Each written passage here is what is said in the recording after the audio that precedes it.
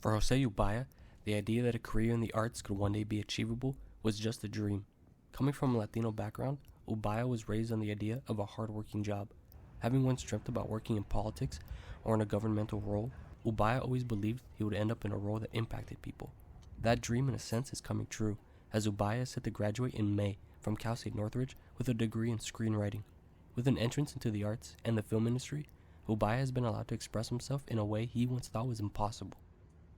So I felt like I've always been a storyteller for one. So that's why filmmaking kind of brought me to where I'm at. But writing itself is it's a real difficult part of making a film.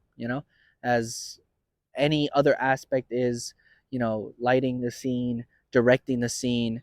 Writing it is doing all that, but without any of the equipment. It's all in your head. The opportunity to write and create stories for film is one of the ways Ubaya is impacting people the way he once thought he would. But there's an issue in the film industry. Those who are not white have not always had the opportunity to see themselves and their cultures represented in radio, televisions, film, and more.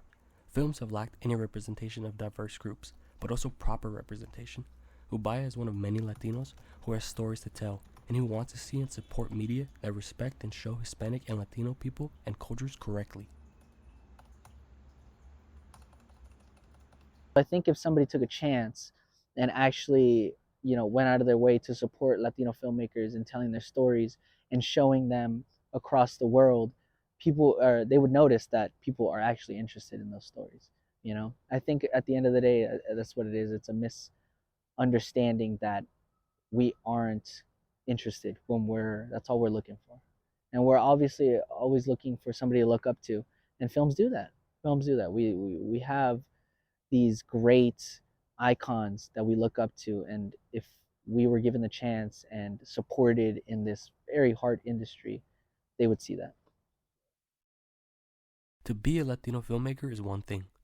To be a Latino immigrant filmmaker whose livelihood became dependent on an immigration policy or program known as DACA is the extraordinary that separates Jose Ubaya's story. What was once filled with worry or even shame has become acceptance and a sense of pride. Jose Ubaya is living out a dreamer's dream.